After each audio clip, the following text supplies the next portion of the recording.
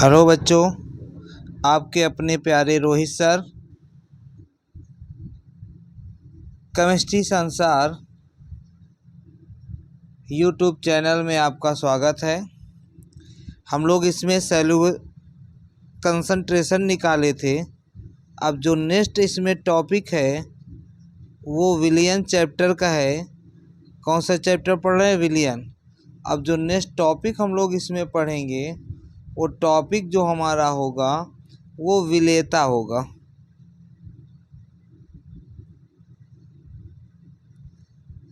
विलेयता English में कहा जाता है सॉल्युबिलिटी।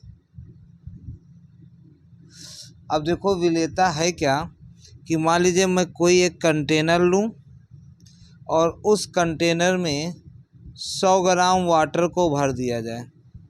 कितने ग्राम है? 100 ग्राम मान लो जल है। अब इस 100 ग्राम जल में अब कुछ विलेय पदार्थ मिलाए जाएं। इसमें विलेय पदार्थ मिलाया जा रहा है। अब वो विलेय पदार्थ की एक क्वांटिटी होगी कि वो कब तक घुलता जा रहा। तो 100 ग्राम पानी में जब तक कोई विलेय पदार्थ घुलता जाता है एक टाइम घुलना बंद हो जाएगा। तो उस समय जितनी घुलेगी वही उसकी विलेयता कहलाती।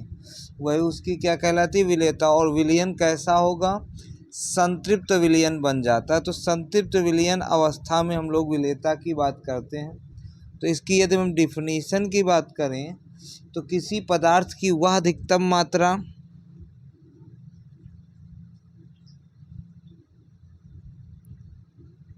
किसी पदार्थ की वह अधिकतम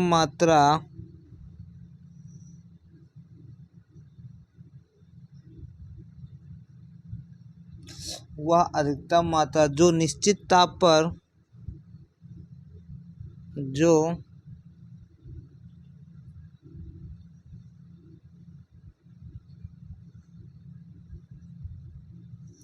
निश्चित ताप पर 100 ग्राम विलायक में घुल जाती है,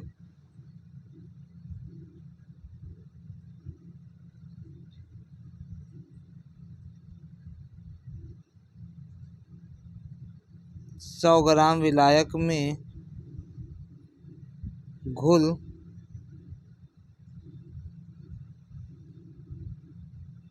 जाती है, उस पदार्थ की विलेयता कहलाती।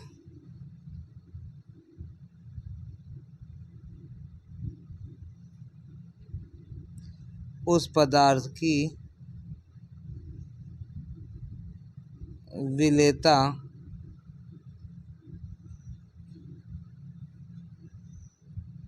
कहलाती। तो कितने? 100 ग्राम में निश्चित मात्रा के लिए कहा जाता है। यदि हम कितने ग्राम के लिए? 100 ग्राम में जितनी घुल जाए।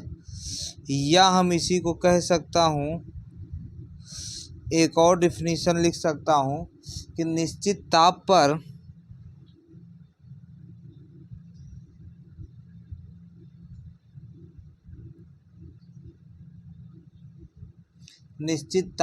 किसी विलायक की निश्चित मात्रा में किसी विलायक की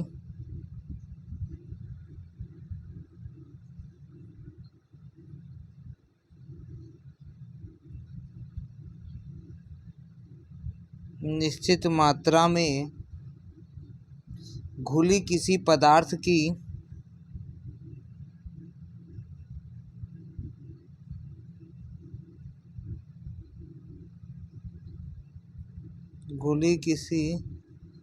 पदार्थ की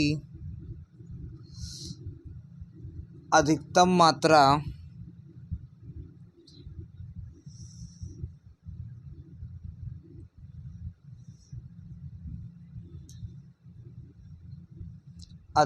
मात्रा उस पदार्थ की विलेयता कहलाती है।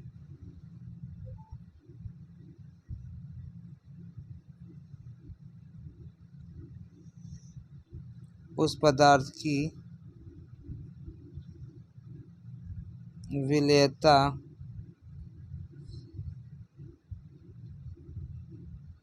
कहलाती। तो ये इसमें विलेयता के लिए है कि जितनी मात्रा घुलती है। अब देखो जो हमको विलेयता पढ़नी है वो पढ़ने के लिए है कि हमको पढ़ना है इसमें कि विलेयता द्रव में होगा। द्रव में से तीन विलेयता, ठोस का द्रव में, गैस का द्रव में और द्रव का द्रव में। तो पहला जो हम लोग पढ़ेंगे वो विलेयता होगी ठोस की द्रव में विलेयता।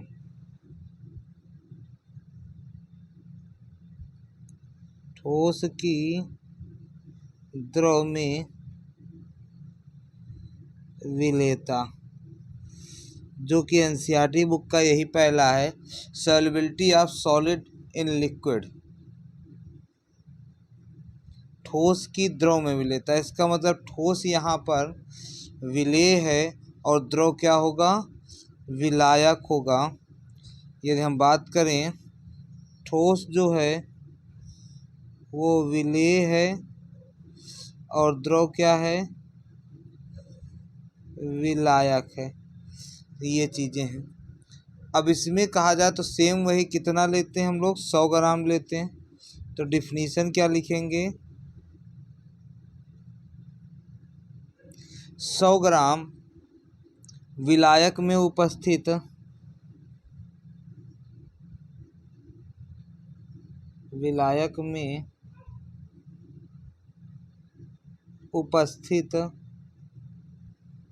अब ठोस है तो इसमें हम ठोस लगा देंगे।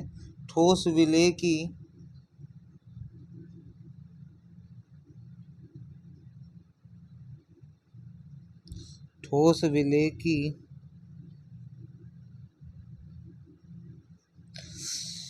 ग्राम में अधिकतम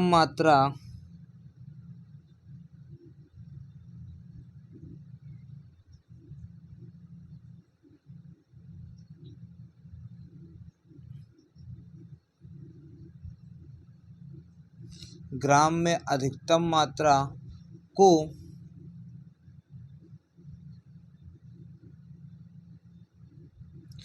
ठोस की द्रव में विलेयता कहलाती। ठोस की द्रव में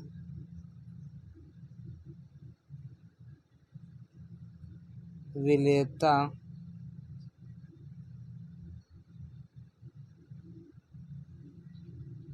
कहलाती है। तो कहा गया 100 ग्राम विलायक में उपस्थित ठोस विलेय की ग्राम में अधिकतम मात्रा को विलेयता कहते हैं। इसी को हम लीटर में भी लिख सकते हैं। यदि हम इसका डेफिनीशन अदर बोलें तो हम इसका लीटर में भी यदि यूज कर सकते हैं तो कहेंगे 1 लीटर विलयन में उपस्थित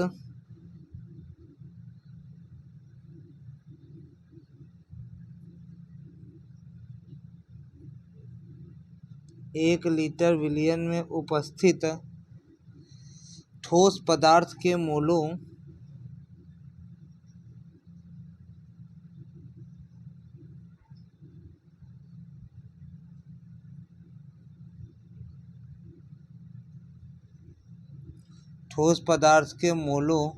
की अधिकतम संख्या को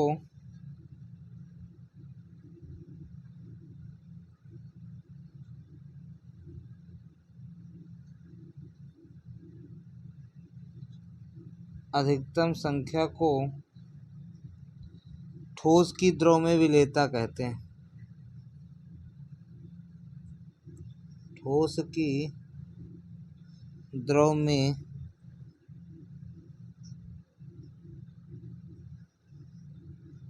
विलेयता कहते हैं।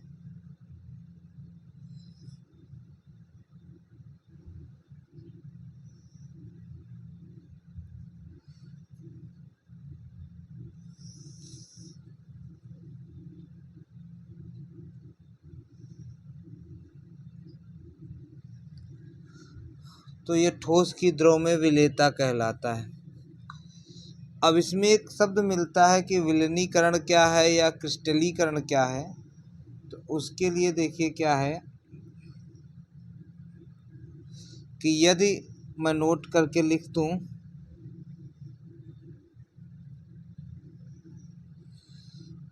कि पहला पॉइंट है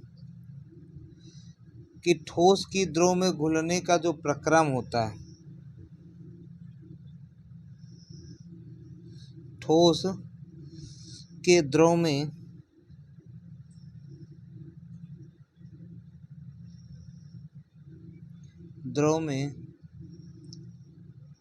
घुलने का प्रक्रम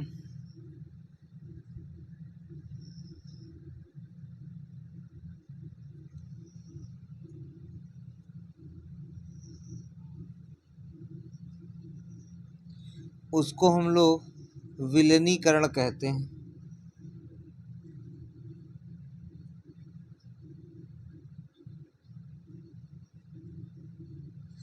इंग्लिश में कहा जाता डिसोल्यूशन,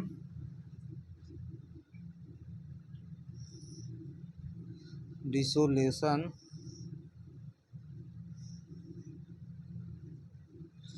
और इसी प्रकार से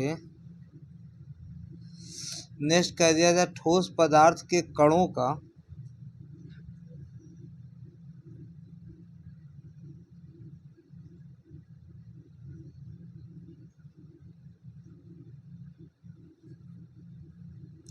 का विलयन से पृथक होने का प्रक्रम,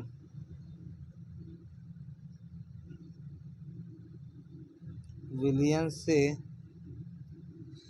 पृथक, पृथक मतलब अलग होना, पृथक होने का जो प्रक्रम है उसको क्रिस्टलीकरण कहते हैं।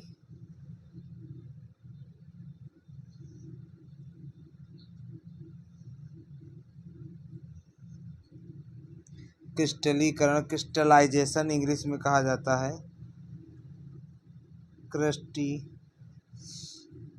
क्रिस्टलाइजेशन है।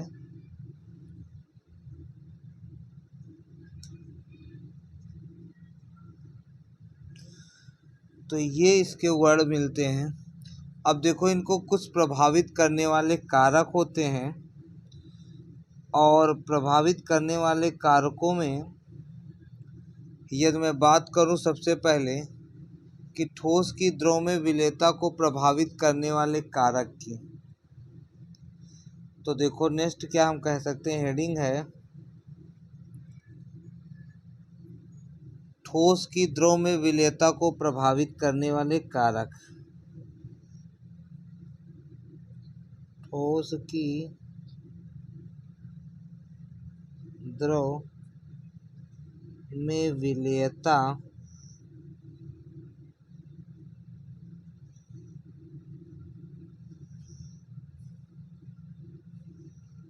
प्रभावित करने वाले कारक।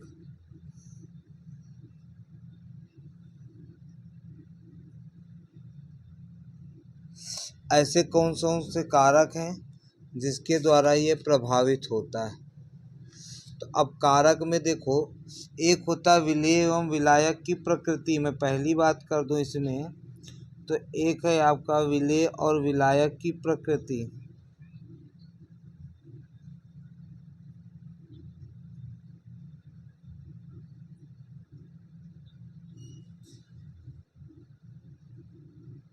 विलायक की प्रकृति, इसके आधार पे इसमें कहा जाता है यदि ध्रुवीय विलायक और ध्रुवीय विलेय है तो ये अधिक घुलनशील होते हैं। इसमें हम बात कहें कि ध्रुवीय विलायक प्लस ध्रुवीय विलेय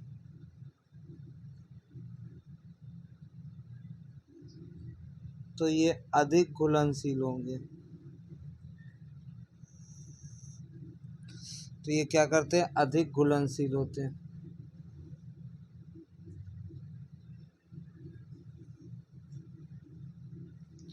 अधिक घुलनशील हो जाएंगे।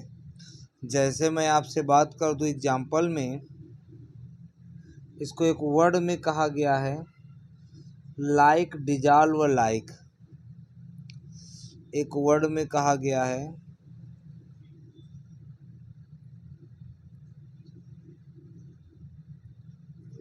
लाइक डिजॉल्व लाइक समान समान को घोलता है।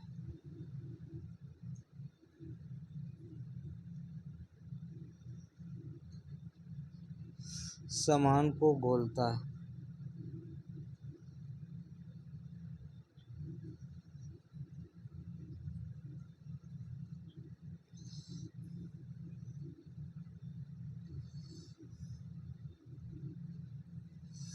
जैसा का तैसा भी बोल, जैसे में तैसा भी लिख सकते हैं। जैसे में तैसा।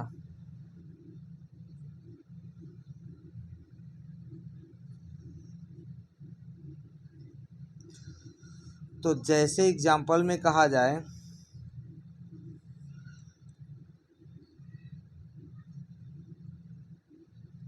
एग्जाम्पल है H2O में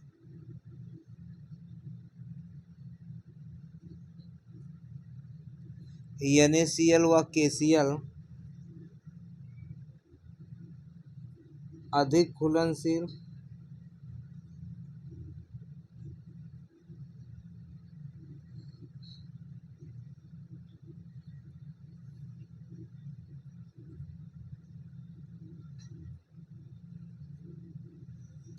घुलनशील होते हैं। जबकि मैं भी बात कर दूं C6H6 बेंजीन में NaCl व KCl कम घुलनशील होते हैं। और कारण क्या है? H2O और NaCl दोनों क्या होते हैं? एक ध्रुवीय होते हैं। रीजन देखो क्या है कि जो H2O है NaCl में जो है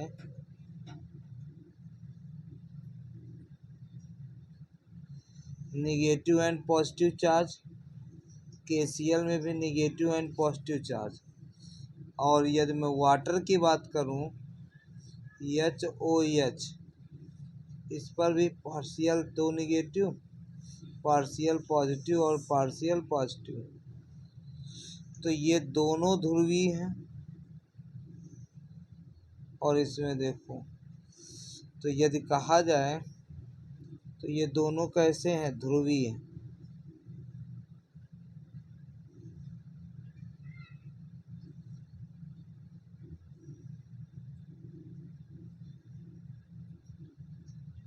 और ये भी कैसा है? ये भी ध्रुवीय है।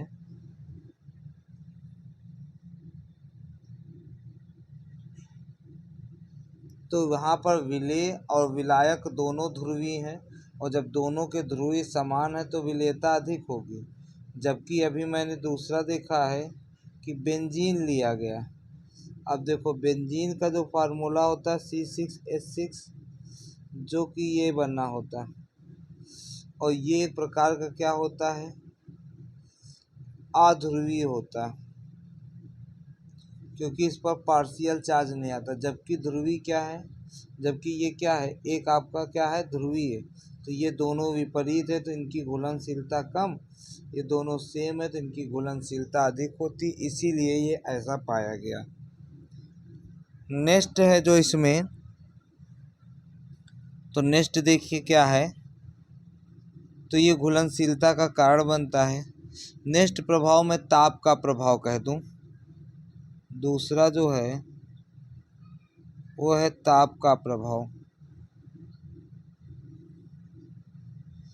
देखो ताप के प्रभाव में टेम्परेचर कहता है, यदि अभिक्रिया आपकी ऊष्मा शोषी हुई तो ताप बढ़ने पर विलेयता क्या करेगी? बढ़ जाएगी। कहा जाए यदि ऊष्मा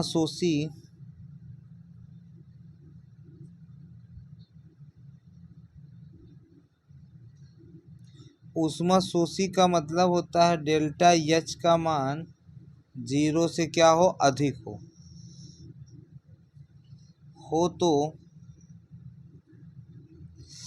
हो तो ताप बढ़ने पर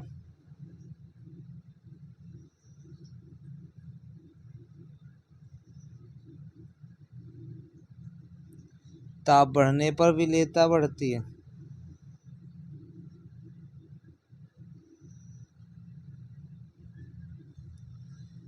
ताप बढ़ने पर विलेयता बढ़ती है।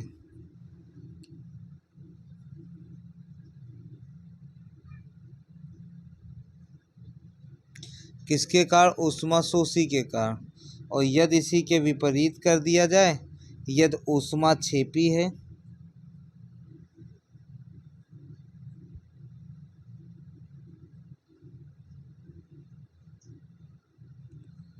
अर्थात डेल्टा एच का मान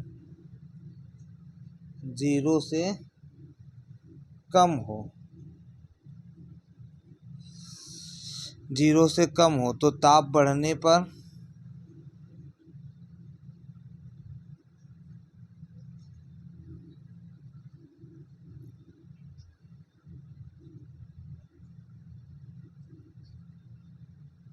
बढ़ जाएगी। अब ताप के प्रभाव में देखो, जो नेक्स्ट है ताप का प्रभाव, वो है ताप का प्रभाव, सॉरी वो रिलीज हो गया। ताप का प्रभाव में कहा गया है कि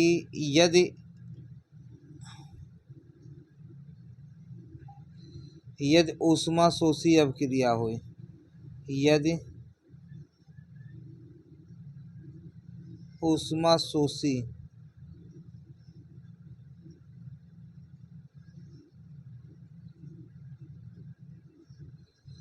तो ताप बढ़ाओगे तो विलेयता भी क्या होती जाएगी? बढ़ जाएगी, विलेयता भी बढ़ेगी। और यदि अभिक्रिया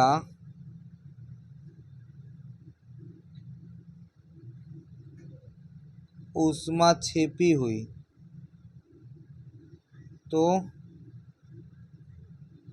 ताप बढ़ाने पर विलेयता कम हो जाएगी। तो ये चीज़ें हैं इसमें ताप के प्रभाव में। और दाब का प्रभाव इस पर प्रभाव नहीं करता है, क्योंकि दाब के लिए होता है कि ठोसों की दाब में विलेयता जो होती है बहुत ही कम होती है, तो दाब का प्रभाव इस पर कार्य नहीं करेगा। हम नोट करके लिख दे रहे हैं कि इस पर दाब का कोई प्रभाव नहीं होता है।